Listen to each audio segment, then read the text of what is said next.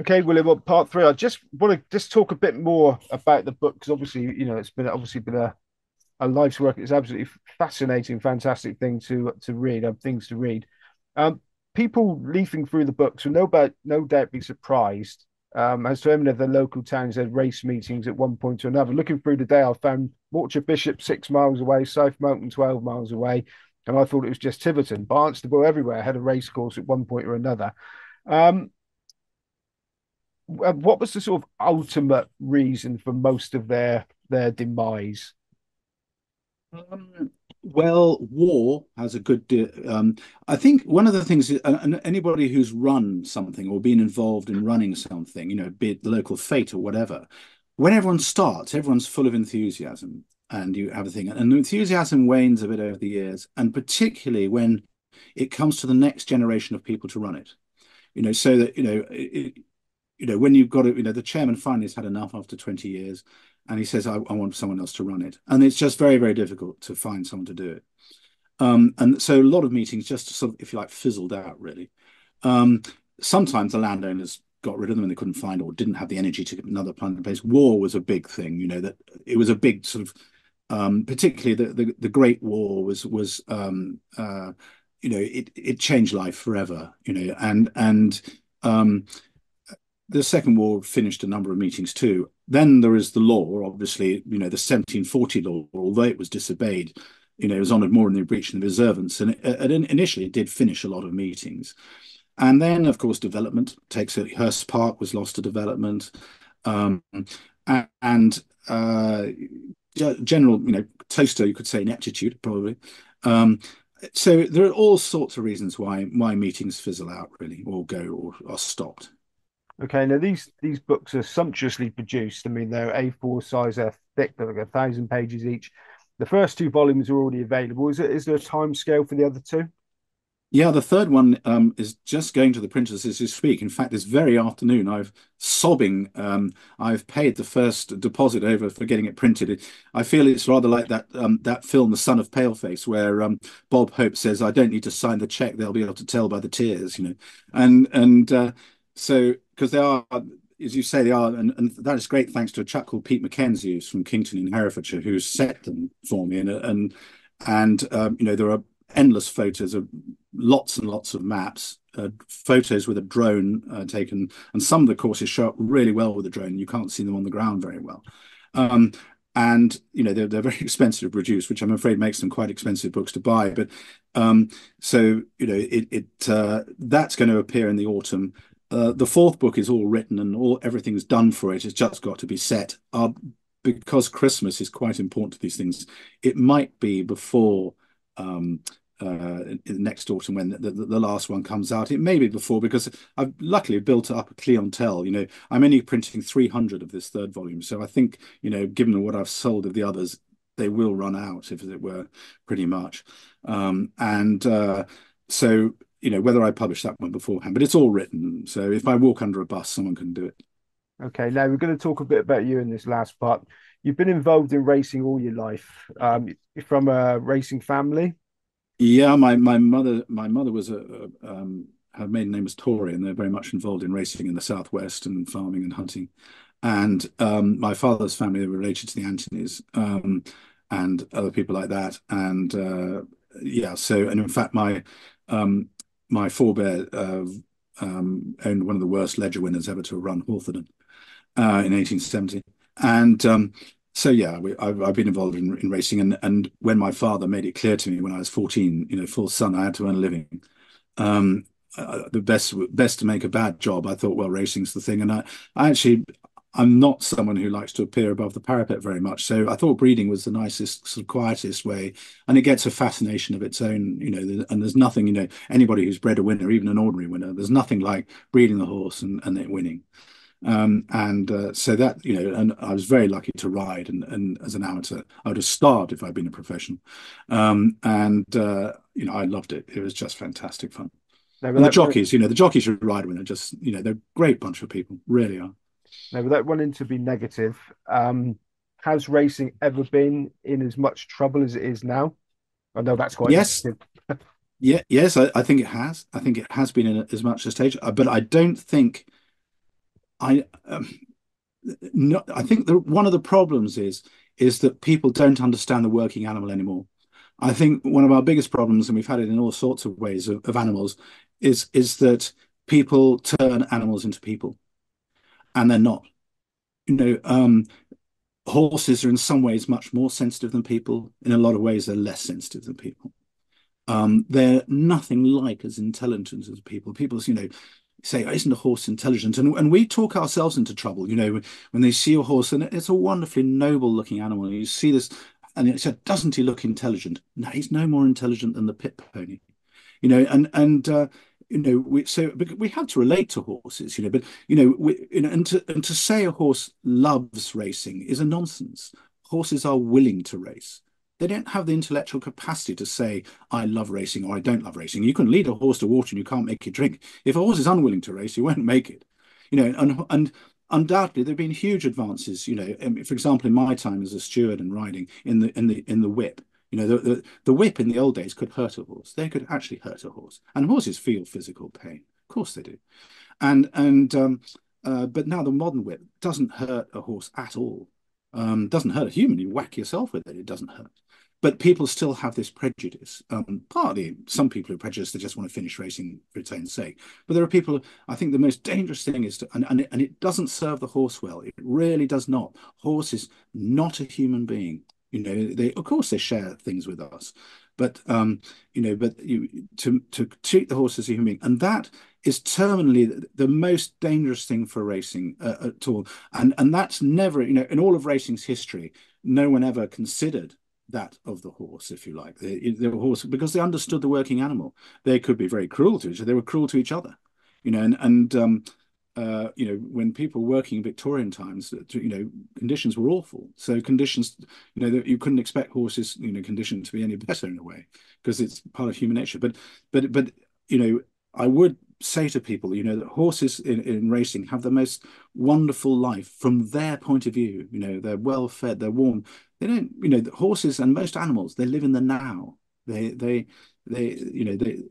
don't have this great sort of foreboding that we have. The experience can teach them not to enjoy something, and that's why a horse might subsequently refuse to race. And in which case you stop. And horses deserve to be well treated. The worst thing, when I had mares, I would never sell a mare over 12 years old. It sounds tough, and it can be tough. And the last time I cried was when I lost a mare called Laura's Guest, who was a full sister on the house actually, who won the Guineas. You get fond of the mares and everything like that, but you've got to look at them, got to treat them from their point of view. And I've always been very firm on them. Okay, now can racing survive while betting is demonized? It certainly doesn't help. And I think you could see more race courses go. I think ultimately, yes. I think because there will always be people, racing, gambling has decreased, as it were, with these ghastly interferences by the government. But there will always be people wanting to race, but there are some very worrying wins, if you like. The prize money, and we rely so much on for the quality of racing. If the Arab royal families hadn't been involved in racing, when I first started, Lady Beaverbrook was the great shining light, and she bought a yearling or two for expensive money. But racing was really on its knees, and one of the reasons that the European Breeders' Fund was founded was because maiden races were effectively going to be run for nothing for what the owners put in. And so the European Breeders' Fund said, look, we've got to support it from within. So stallions, contributed, stallion owners contributed to the funds. And that's why maiden races have money added. I mean, obviously others do now, but at one time. So we've had, real problems before. And I can see, and I think there are many arguments that racing should be smaller. I think we've got too big. I think there's too much racing. And even when they cut the meetings, they then have eight races in a meeting. We've got 8 tomorrow at Carlisle, I think. Racing probably should be smaller, I think. And some courses might go, which would be very, very sad. There's no reason why they should, but I think some might. And But I think racing will survive ultimately, ultimately. But we've got to work really hard to get over to people that racehorses live a good life. Okay, now you remember the race planning committee. If you still Mhm. were, and you had sole responsibility, what changes would you make now? Well, as I say, I'd run fewer races. Um, uh, it's the old chestnut of of the prize money. It's not the only reason why people leave racing, because the turnover in owners is the thing, but there has to be a better deal for the owner, because they do put the show on the road. Um, and bookmakers are tactically extremely clever. Strategically, they're not very so clever. And I would like to see um, racing far more proactive in running its own betting. I think this business of the tote pool, I think, is an interesting example. And various racecourses have run their own pools. Chester being one. And I think that racing needs to be far more proactive in running its own betting. I don't think there's no point in going bleating, in practical terms. If I could wave a magic wand, you'd have the Australian system where you have bookmakers on course and the TAB off course. But that's not going to happen. We have to live in the real world. The bookmakers were licensed to have their shops in the early 60s, and racing made a complete balls up of getting it. And there's no way now that we could have a tote monopoly like they have in France, for example. It's just not. The legal cases would drag on for years. But I think the way forward is for betting, for racing to, and Germany, they have done this a bit through their websites. They've then sold them on. But that's the way I think we could raise more money.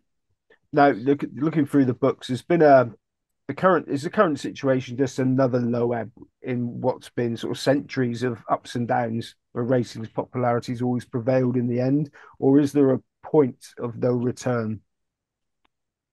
Oh gosh, I wouldn't know. I mean, yes. I mean, I think we mustn't talk it down too much. There is an awful lot of racing going on. I mean, look at that. The racing at York tomorrow is fantastic. So I don't think we ought to be so gloomy. But we have a lot of headwinds, and we're a bit inclined to sort of talk ourselves into more trouble than we are.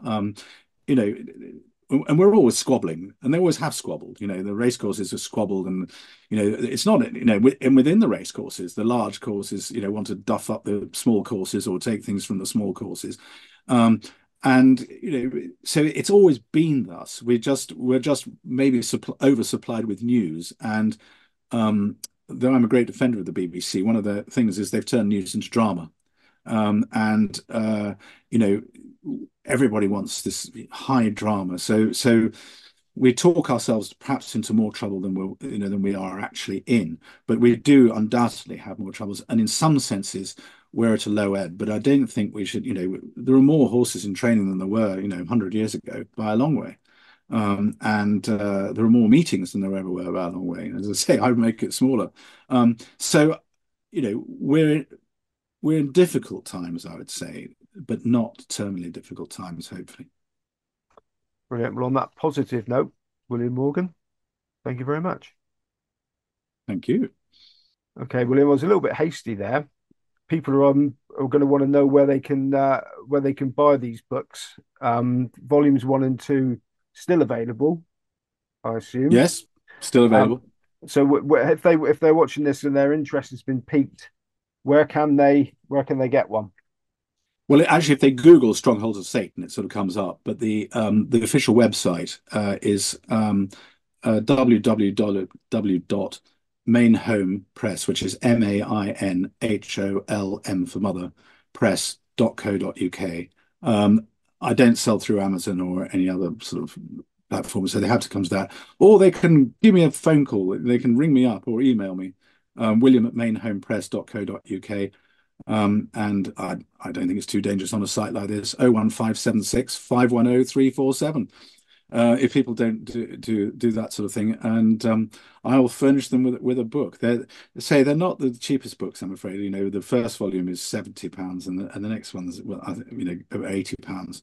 But hopefully, I will say that nobody who has bought one has felt themselves shortchanged, at least on quantity. Hopefully, on the quality too. No, they're absolutely different class, and I can't recommend them highly enough. So get buying, people. Thank you very much. Thank you. Thank you.